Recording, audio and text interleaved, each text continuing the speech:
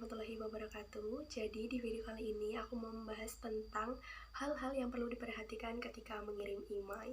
Kenapa aku membahas email? Karena menurut aku email adalah salah satu hal yang penting buat pelamar ketika memasukkan lamarannya ke HRD. Jadi hal yang perlu kalian perhatikan ketika mengirim email yang pertama itu adalah siapkan seluruh berkas lamaran yang kalian butuhkan.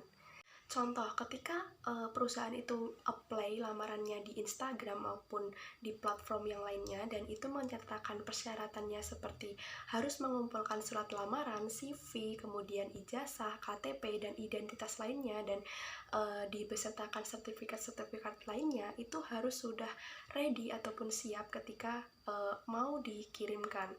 Contoh, untuk deadline-nya itu misal tanggal 10. Jadi, di sebelum tanggal 10, di tanggal 9, ataupun tanggal 8, kalian itu sudah harus prepare berkas-berkas apa aja yang perlu disiapkan untuk dikirimkan ke perusahaan tersebut. Hal kedua yang perlu kalian perhatikan adalah gunakan bahasa yang sopan dan formal. Jadi ketika mengirimkan email itu kan ada isi bodinya dan di isinya itu harus kalian tulis kalimat yang sopan tapi formal. Contohnya seperti ini. Jadi di sana itu udah ada isinya itu untuk siapa dan berikan isi singkat, contoh sedikit profil tentang kalian, jadi kayak kemampuannya itu apa dan kalian itu kuliahnya di mana, kalian domisilinya di mana, itu sedikit kalian ceritakan di isi email tersebut juga nggak apa-apa, tapi dengan bahasa yang sopan dan formal. Yang ketiga yang perlu kalian perhatikan adalah berikan subjek email yang jelas. Jadi untuk penamaian subjek itu harus benar-benar kalian perhatikan. Karena kenapa? Subjek ini akan menentukan email kalian itu dibaca HD atau tidak. Contoh untuk subjek ini biasanya lamaran kerja, kemudian posisi yang dilamar, dan nama, seperti ini. Nah, seperti itu. Jadi, kalau seumpama HRD itu dapat email dan subjeknya itu jelas, maka kemungkinan besar email kalian itu akan dibaca. Tapi, kalau seumpama email kalian itu udah subjeknya itu berantakan, contohnya kayak lamaran kerja, dah itu aja subjeknya, maka HRD itu juga akan enggan untuk membuka email dari kalian. Yang keempat yang perlu kalian perhatikan adalah lampirkan isi dokumen yang sesuai. Jadi untuk melampirkan isi dokumen ini yang dimaksud adalah nama file yang kalian upload itu harus sesuai dengan isinya. Contoh, lamaran kerja. Nah, isinya lamaran kerja itu contohnya CV dan CV-nya itu belum kalian ganti dengan nama aslinya. Ibaratnya kalau seumpama dari file yang lain itu contohnya CV. Nah, itu kalau bisa kalian ubah dengan CV Hesti atau CV dengan nama kalian. Dan contoh lagi, misal di situ disuruh untuk upload pas foto ataupun foto full badan. Nah, pasti di situ akan ada nama emailnya itu nama dari galeri, contohnya JPG berapa atau JNG atau apa. Nah, itu kalau bisa kalian itu ubah namanya dengan foto full badan nama kalian.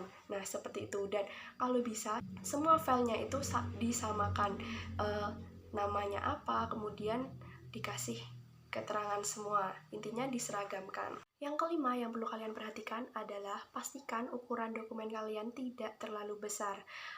Jadi aku saranin kalau kalian upload dokumen itu kalau bisa kurang dari 1 MB. Jadi jangan sampai lebih dari 1 MB. Kalau misal file kalian itu terlanjur udah ukurannya itu 2 MB ataupun lebih dari 1 MB, kalian bisa banget kompres dulu untuk nurunin ukuran dari file yang asli. Yang perlu kalian perhatikan lagi, kalau bisa kalau kalian upload file itu formatnya harus dijadikan PDF.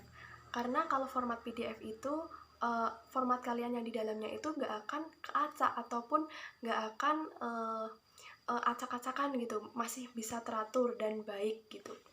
Yang keenam yang perlu kalian perhatikan lagi adalah gunakan nama email yang profesional. Jadi untuk penamaan email yang profesional ini kalau bisa aku saranin nama kalian aja. Jadi jangan kasih nama yang neko-neko yang angel. Intinya itu jangan kasih nama yang susah untuk dibaca oleh HRD gitu. Yang ketujuh yang perlu kalian perhatikan lagi adalah perhatikan waktu pengiriman email.